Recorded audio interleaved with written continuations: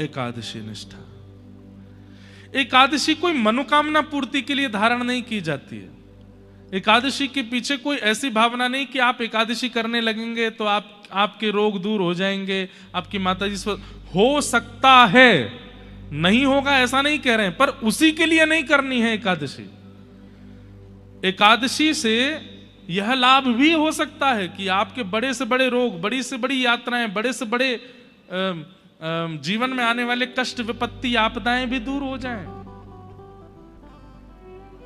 एकादशी का वो बल तो है, पर एकादशी मूल रूप से किस लिए करनी चाहिए? भगवत प्राप्ति के लिए। हम सब ठाकुर जी को अर्पित करते हैं। कोई पुष्प चढ़ाता है, कोई भोग चढ़ाता है, कोई दक्षिणा चढ़ाता है, कोई वस्त्र चढ़ाता है, कोई ध्वजा चढ़ाता है, कोई सोने चांदी के छत्र चढ़ाता है। पर वास्तव में अपनी बहुमूल्य वस्तु ठाकुर जी को देनी चाहिए। ध्यान से सुनिएगा, व्यक्ति के पास सबसे ज्यादा बहुमूल्य क्या है? उसका जीवन। हमारा जीवन सबसे ज्यादा बहुमूल्य है। हम बीमार हो जाते हैं, तुरंत दवाई क्यों चाहिए? कि भैया कहीं का बड़ी रोग नहीं है जाए, जैसे जान चली जाए, प्राण बचाने। सबसे ज्यादा बहुमूल्य है व्यक्ति के पास उसके प्राण। आप कहोगे महाराज जी प्राण कैसे दें ठाकुर जी को? सुनो, हमारे प्राण बसते हैं अन्न में। हम जितना अन्न सेवन करते हैं उतनी हमारी आयु घटती है। अगर आप रोज सुबह शाम, जो व्यक्ति 3 से ज्यादा बार भोजन करता होगा, अन्न खाता होगा, फल खावे, फ्रूट्स खावे, वो बात अलग है, लेकिन 3 से ज्यादा बार भोजन करता होगा, मान लीजिए 4 बार करता है, 5 बार करता है, अन्न सेवन करता है, 6-6, 7-7 बार अन्न सेवन यदि दिन में करता है, तो वो व्यक्ति बहुत जल्दी भगवत धाम जाने वाला है। उसके प्राण बचने वाले नहीं है। अब वो भले ही रोग से जाएंगे, भले ही मोटापे से जाएंगे, भले ही कोलेस्ट्रॉल से जाएंगे, भले ही शुगर से जाएंगे, भले ही बीपी से जाएंगे, कैसे भी जाएंगे। लेकिन स्वल्प आहारी, जो बहुत अल्प भोजन करता है, अन्न की मात्रा कम प्रयोग में लेता है, ऐसे व्यक्ति की आयु लंबी होती है, दीर्घ होती है। इसीलिए हमारे यहां व्रत के नियम बनाए गए। जब हम एक दिन अन्न सेवन नहीं करते हैं तो एक दिन की आयु बढ़ जाती है। एक दिन आपने अन्न नहीं खाया तो मान लीजिए आपकी आयु थी 20 वर्ष, तो वो हो गई 20 वर्ष 1 दिन। बढ़ती है आयु अन्न न सेवन करने से। इसलिए एकादशी व्रत की अपनी एक महिमा है। हम ठाकुर जी के लिए जब अन्न सेवन नहीं करते एकादशी पर, तो 1 दिन की आयु जो हमें प्राप्त हुई है वो ठाकुर जी को हम निवेदित कर देते हैं। ठाकुर जी आपके चरणों में अर्पित है। तो एक प्रकार से एकादशी करना, एकादशी व्रत में निष्ठा रखना, वो एक वैष्णव की सबसे बड़ी उपलब्धि है भगवत सेवा में। इसलिए करनी, ये 3 निष्ठाएं जीवन में धारण कीजिए। तुलसी निष्ठा, नाम निष्ठा और एकादशी निष्ठा। अब यहां से रास पंचाध्यायी का प्रसंग प्रारंभ हुआ। भगवान पिता रात्रि शरदोत्फुल्ल मल्लिका विक्षरन्तु मनश्चक्रे योग मायामुपाश्रित। बंधुओं, ये सब गोपियां, ये कोई श्रुति सिद्धा है, कोई साधन सिद्धा है, कोई ज्ञान सिद्धा है। देखने में वो गोपी है, देखने में वो एक व्रजवासी नारी है, पर वास्तव में ये पूर्व जन्मों से तप करते आ रहे भगवत प्राप्ति के लिए सब साधु महात्मा संत ही, विरक्त ही गोपी बन करके आए हैं।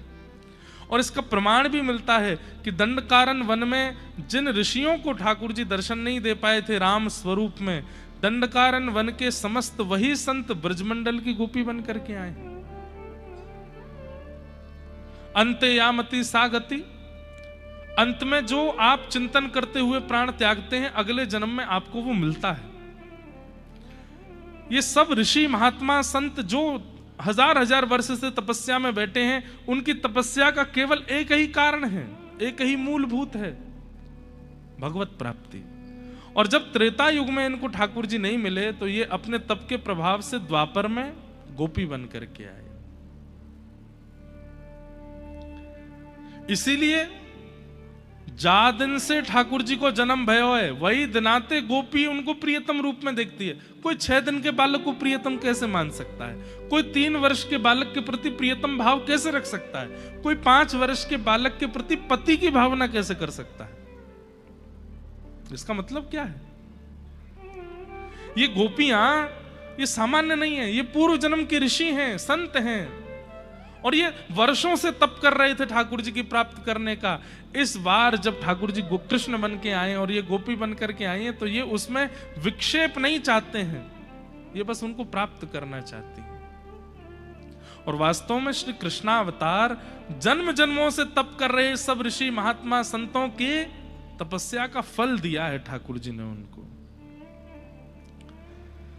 ये सब गोपियां कात्यायनी पूजन करती थी और श्री कृष्ण को पति रूप में मांगती थी। एक दिन ठाकुर जी चीरहरण कर ले गए। क्यों? क्योंकि प्रातःकाल ब्रह्म मुहूर्त में निर्वस्त्र स्नान करती थी, तो ठाकुर जी ने समझाया कि निर्वस्त्र मत नहाया करो, कोई मनचला व्यक्ति तुम्हारे वस्त्र ले गया तो। गोपियां बोली बात मत बनाओ, हमें मत समझाओ, हमें सब पता है क्या करना है। ठाकुर जी बोले कल को कोई और हरण करे, हम ही करके दिखा देते हैं। अगले दिन ठाकुर जी ने ही चीरहरण कर लिया। गोपियां सब बोली कृष्ण ये अच्छी बात नहीं है। ठाकुर जी बोले मेरी जगह कोई और करता तो? हमने समझाया था ना। और 2 कारण थे। पहला कारण कोई मनचला व्यक्ति वस्त्र ले जाए, और दूसरा कारण जल में ऐसे स्नान नहीं करते, वस्त्र धारण करके कोई वस्त्र अंग पर होना चाहिए तभी स्नान होना चाहिए, नहीं तो जल देव का अपमान होता है।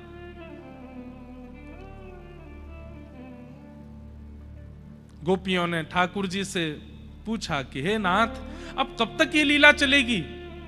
हम सब जानते हैं आप साक्षात परमात्मा हो और हम युगों युगों से आपकी प्राप्ति के लिए तप कर रही हैं। कब मिलेंगे आप हमें? कब हमारी भावनाओं को स्वीकार करेंगे आप? ठाकुर जी बोले शरद पूर्णिमा प्रतीक्षा करो और उस दिन हम जरूर मिलेंगे।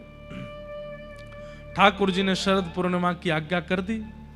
आज जैसे ही शरद पूर्णिमा का चंद्रमा उदित हुआ, कार्तिक मास चल रहा है और सब गोपियां अपने अपने घरों में कोई कोई काम कर रही है, कोई गौ दोहन कर रही है, कोई भोजन बना रही है, कोई अपने बालक को सुला रही है, कोई अपने पति को भोजन करा रही है, कोई श्रृंगार कर रही है, कोई स्नान कर रही है, कोई वस्त्र पहन रही है। और उसी समय चंद्रमा उदित हुए। अब चंद्रमा उदित होते ही गोपियों का मन रूपी मयूर तो नृत्य करने लगा कि ये वही तिथि है जिस तिथि में कृष्ण ने मिलने की आज्ञा की है।